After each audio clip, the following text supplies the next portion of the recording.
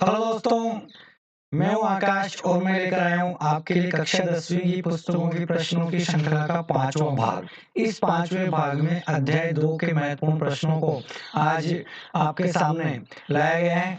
जो प्रश्न आपके लिए परीक्षा में महत्वपूर्ण साबित हो सकते हैं। तो आइए शुरू करते हैं आज का ये वीडियो, जिसमें हम खिलजी वंश, तुगलक वंश और लोधी वंश के बारे में पढ़ेंगे। तो आइए शुरू करते हैं आज का ये वीडियो।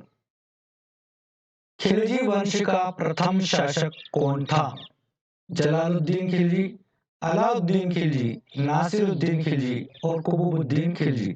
तो बताइए, परखो अपनी तैयारी के अनुसार इन टेस्टों को बनाया गया है। ये वीडियो इसी प्रकार बनाए गए हैं क्योंकि आप अपनी तैयारी कर चुके हैं, उसको आपको परखना है। तो बताइए, खिलजी वंश का प्रथम शासक कौन था? तो उत्तर है जलालुद्दीन फिरोज खिलजी। पूरा नाम था जलालुद्दीन फिरोज खिलजी। खिलजी वंश का अंतिम शासक कौन था? जलालुद्दीन, अलाउद्दीन, नासिरुद्दीन या कुतुबुद्दीन? अब अभी आपने देखा कि जलालुद्दीन तो प्रथम शासक था। अब अंतिम शासक कौन था? उत्तर है नासिरुद्दीन खुसरो शाह खिलजी। सी वाला जो विकल्प है, पूरा नाम दे रखा है नासिरुद्दीन खिलजी का। नासिरुद्दीन खुसरो शाह खिलजी जो है खिलजी वंश का अंतिम शासक था। खिलजी साम्राज्य के समय व्यापार का नियंत्रक क्या कहलाता था? जो व्यापार पर नियंत्रण रखता था। दीवान ए रियासत, शाहना, मोहतसिब या बरीद ए मुमालिक? क्या उत्तर होगा? खिलजी साम्राज्य के समय व्यापार का नियंत्रक जो है दीवान ए रियासत कहलाता था। सैनिकों को सर्वप्रथम नगद वेतन देने की शुरुआत किसने की थी? जलालुद्दीन खिलजी ने, अलाउद्दीन खिलजी ने, अलाउद्दीन खिलजी ने, नासिरुद्दीन खिलजी ने या कुतुबुद्दीन खिलजी ने? तो बताइए, सैनिकों को सर्वप्रथम नगद वेतन देने की शुरुआत अलाउद्दीन खिलजी द्वारा की गई थी। ध्यान रखिएगा, बहुत ही महत्वपूर्ण प्रश्न है। सैनिकों को सर्वप्रथम नगद वेतन से संबंधित प्रश्न आ जाए तो अलाउद्दीन खिलजी। जलालुद्दीन खिलजी की हत्या 1296 ईस्वी में अलाउद्दीन खिलजी ने कहां पर की थी? अब देखिए, जलाल की हत्या किसने की? अलाउद्दीन ने। कब की? 1296 ईस्वी में। और कहां की ये पूछा है? वाराणसी, इलाहाबाद, मथुरा या आगरा? क्या उत्तर होगा? इलाहाबाद में जो है अलाउद्दीन ने जलालुद्दीन की हत्या की थी। अलाउद्दीन खिलजी ने अपने द्वारा जारी किए गए सिक्कों पर क्या उत्कीर्ण करवाया था? सिकंदर, सुल्तान सिकंदर, द्वितीय सिकंदर या भारत का सिकंदर? तो बताइए, अलाउद्दीन खिलजी ने अपने द्वारा जारी किए गए सिक्कों पर इनमें से क्या उत्कीर्ण करवाया था? उत्तर है द्वितीय सिकंदर। अलाउद्दीन ने स्वयं को क्या माना था? द्वितीय सिकंदर माना था, इसीलिए उसने अपने सिक्कों पर द्वितीय सिकंदर उत्कीर्ण करवाया था। खिलजी साम्राज्य के समय जनसाधारण का रक्षक और नाप तोल का निरीक्षण करता क्या कहलाता था? दीवान ए रियासत, शाहना, मुहतसिब, बरीद ए मुमालिक? अब आपको ये कठिन प्रश्न आते हैं, उर्दू के जो शब्द हैं उन शब्दों को हम कई बार याद नहीं रख पाते हैं, तो हमें केवल उत्तर याद रखना है कि इसका उत्तर क्या है, क्योंकि सभी शब्दों को याद रखना थोड़ा सा कठिन होता है।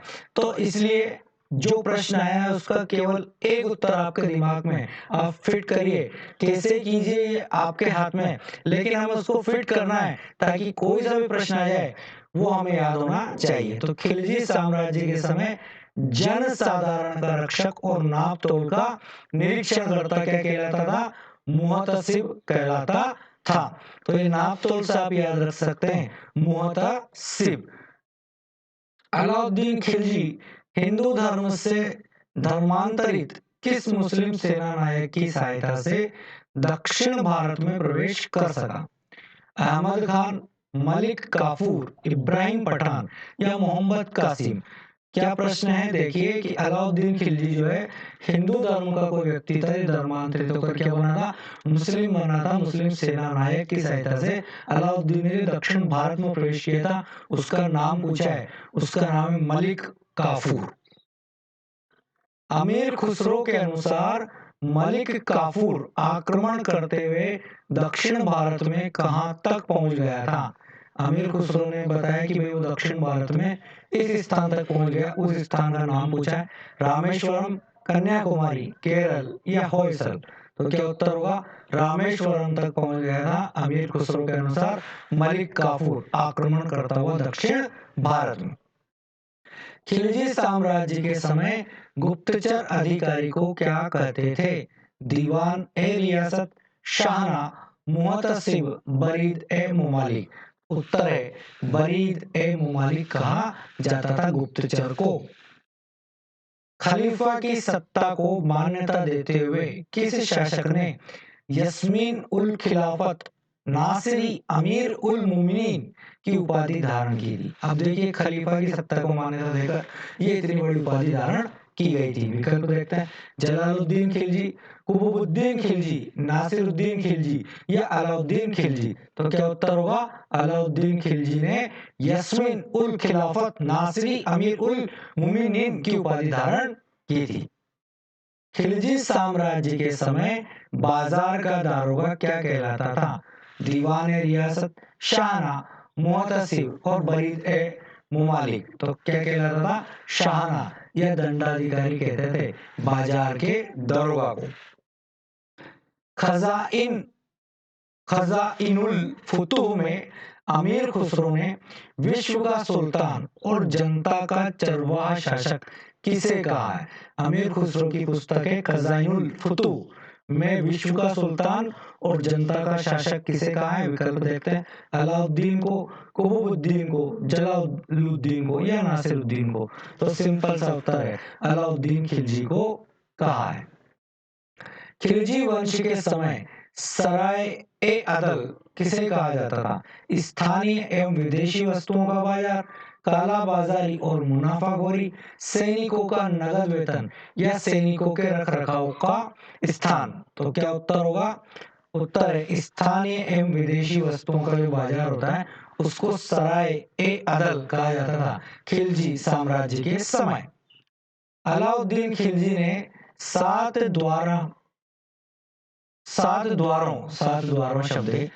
द्वारों वाला अलाई किला या कोश ए सिरी, जिसको कुश के सिरी भी कहते हैं, का निर्माण कब करवाया? 1301, 1303, 1308 और 1311। अलाउद्दीन खिलजी ने 7 द्वारों वाले अलाई किले का निर्माण, जिसको कोश ए सिरी या कुश के सिरी भी कहते हैं, उसका निर्माण 1303 में करवाया था। अलाउद्दीन खिलजी के पुत्र कुतुबुद्दीन मुबारक खिलजी ने कौन सी उपाधि धारण की थी? उल वासिक बिल्लाह, अमीर उल मुमिनीन, सिकंदर ए सानी, सिकंदर मुबारक। तो क्या उत्तर होगा इसका? उल वासिक बिल्लाह नामक उपाधि धारण की थी अलाउद्दीन खिलजी के पुत्र कुतुबुद्दीन मुबारक ने। नासिरुद्दीन खुसरो शाह की हत्या करके गयासुद्दीन तुगलक, जिसको गाजी मलिक भी कहते थे, ने कब तुगलक वंश की नींव रखी थी? 1316, 1320, 1322 या 1325। तो क्या उत्तर हुआ? नासिरुद्दीन खुसरो शाह की हत्या करके किसने? गयासुद्दीन तुगलक ने रखी थी तुगलक वंश की नींव। जो कब रखी थी दिल्ली में? 1320 ईस्वी में रखी थी। गयासुद्दीन तुगलक ने अपने पुत्र जूना खां को तेलंगाना के राजा प्रताप रुद्र देव के खिलाफ किस अभियान पर भेजा था? वारंगल, जाजनगर, बंगाल या इलीचपुर। तो बताइए, जूना खां जो है तेलंगाना के राजा रुद्र प्रताप या रुद्रदेव के खिलाफ किस अभियान पर गया था? वारंगल अभियान पर गया था। किसने भेजा था? गयासुद्दीन तुगलक ने। लकड़ी के भवन से गिरकर मरने से पहले गयासुद्दीन तुगलक का अंतिम अभियान कौन सा था? गुजरात, बंगाल, लाहौर या राजस्थान। लकड़ी से गिरकर गयासुद्दीन तुगलक मरा था, तो मरने से पहले उसका अंतिम अभियान था बंगाल के खिलाफ। अंतर विरोधों का विस्मयकारी मिश्रण और रक्त का प्यासा किस तुगलक शासक को कहा जाता है? गयासुद्दीन तुगलक, मोहम्मद तुगलक, फिरोज शाह तुगलक या नासिरुद्दीन महमूद। इनमें से किसको जो है अंतर विरोधों का विस्मयकारी मिश्रण और रक्त का प्यासा कहा जाता है? मोहम्मद तुगलक को, जिसको जूना खां कहते थे, मोहम्मद तुगलक। मोहम्मद तुगलक के समय साम्राज्य कितने मुक्तों या प्रांतों में बटा हुआ था? 21, 23, 26 या 29? आंसर 23 प्रांतों में बटा हुआ था, जिनको मुक्त भी कहा था, मुक्ते। मोहम्मद तुगलक ने 1327 से 1335 तक अपनी राजधानी किसे बनाया था? देवगिरी, जाजनगर, तेलंगाना या गोरखपुर? तो क्या उत्तर होगा? देवगिरी, जिसको दौलताबाद भी कहते हैं। मोहम्मद तुगलक ने 1327 से लेकर 1335 तक अपनी राजधानी बनाया था, देवगिरी को। मोहम्मद तुगलक के काल में मोरक्को का यात्री इब्न बतूता भारत कब आया था? तो अभी देखिए, बहुत ही महत्वपूर्ण मोहम्मद तुगलक के प्रश्न, क्योंकि इब्न बतूता भारत आया था इसके काल में। कहाँ का यात्री था ये? मोरक्को का था। कब आया था? विकल्प देखते हैं, 1328, 1330, 1333 या 1336? तो क्या उत्तर है? 1333। सी वाला जो विकल्प है, सी वाला विकल्प राइट है। इब्न बतूता, जो कि मोरक्को का यात्री था, मोहम्मद तुगलक उर्फ जूना खां के काल में भारत आया था। मोहम्मद तुगलक ने इब्न बतूता को दिल्ली का काजी नियुक्त करने के बाद 1342 में किस देश में राजदूत बनाकर भेजा था? सबसे पहले तो इब्न बतूता को क्या बनाया? दिल्ली का काजी। उसके बाद 1342 में राजदूत बनाया, कहाँ का ये पूछा है? बर्मा, चीन, ईरान या फ्रांस? तो क्या उत्तर होगा? चीन का राजदूत बनाकर भेजा था इब्न बतूता को। फिरोज शाह तुगलक कब सुल्तान बना? 1350, 1351, 1352 या 1353? तो क्या उत्तर होगा? 1351 ईस्वी में जो है फिरोज शाह तुगलक सुल्तान बना था। फिरोज शाह तुगलक ने बंगाल के किस हाजी के विरुद्ध 2 बार सैन्य अभियान भेजा था? इलियास, गफ्फार खां, मंसूर अली या अहमद कादरी? क्या उत्तर होगा इसका? इलियास जो है, उसके खिलाफ फिरोज शाह तुगलक ने जो है, ये बंगाल का हाजी था, 2 बार सैन्य अभियान भेजा था। किस मुगल शासक ने सेना की नौकरी को वंशानुगत रूप दिया? गयासुद्दीन, फिरोज शाह, मोहम्मद तुगलक या नासिरुद्दीन? बताइए क्या उत्तर होगा? फिरोज शाह तुगलक ने जो है वंशानुगत रूप दिया था सेना की नौकरी को। किस तुगलक शासक ने अपने सिक्कों पर अपने नाम के साथ अपने पुत्र फतेह खां का नाम भी अंकित करवाया था? गयासुद्दीन, फिरोज शाह, मोहम्मद तुगलक या नासिरुद्दीन? तो क्या उत्तर होगा? फिरोज शाह तुगलक ने जो है, जो सिक्के जारी किए, उसमें खुद का नाम तो अंकित करवाया ही, अपने पुत्र फतेह खां का नाम भी अंकित करवाया था। फिरोज शाह तुगलक के समय सम्राट अशोक के कौन से स्तंभों को दिल्ली लाया गया? टोपरा व मेरठ, टोपरा व बेराट, बेराट व मेरठ या इनमें से कोई नहीं? फिरोज शाह तुगलक के समय सम्राट अशोक के जो है टोपरा व मेरठ के स्तंभों को दिल्ली लाया गया था। फिरोज शाह तुगलक ने किन किन नदियों से पानी की कमी को दूर करने के लिए नहरों का निर्माण करवाया था? किन किन नदियों पर नहरों का निर्माण हुआ देखते हैं। सतलज व गंगा, सतलज व यमुना, सतलज व सरस्वती और सतलज व कावेरी। अब एक बात तो आपको याद रखनी है कि फिरोज शाह तुगलक ने सतलज नदी पर नहरों का निर्माण करवाया। अब दूसरी नदी कौन सी है? तो क्या उत्तर है? यमुना नदी। सतलज व यमुना नदी पर जो है नहरों का निर्माण करवाया था। तो सतलज आपको याद रखना है, उसके साथ एक और क्या है? यमुना। 2 नदियां हैं। फिरोज शाह तुगलक ने गैर शरीयत कर, जो 24 प्रकार के होते थे, हटाकर केवल कितने कर लागू किए थे? 4, 8, 16 या 12? तो उत्तर क्या है? 4 प्रकार के। खराज, जकात, खम्स और जजिया, ये 4 प्रकार के जो है कर लागू किए थे। बाकी जितने भी गैर शरीयत कर थे 24 प्रकार के, उनको हटा दिया गया था। तुगलक शासनकाल में दीवान ए बंदगान कौन से विभाग से संबंधित था? सैनिकों का, दासों का, कृषि का या हथियारों का? तो क्या उत्तर होगा? दासों का विभाग था दीवान ए बंदगान। बंदी, बंदी से याद रखो दास। फिरोज शाह तुगलक, जो कि 1351 1388 तक शासक था, ने दिल्ली में कौन से फलों के बाग लगवाए थे? खरबूज, अंगूर, अंगूर तरबूज, तरबूज या अंगूर या तरबूज और खरबूज? तो क्या उत्तर होगा? खरबूज और अंगूरों के बाग लगवाए थे।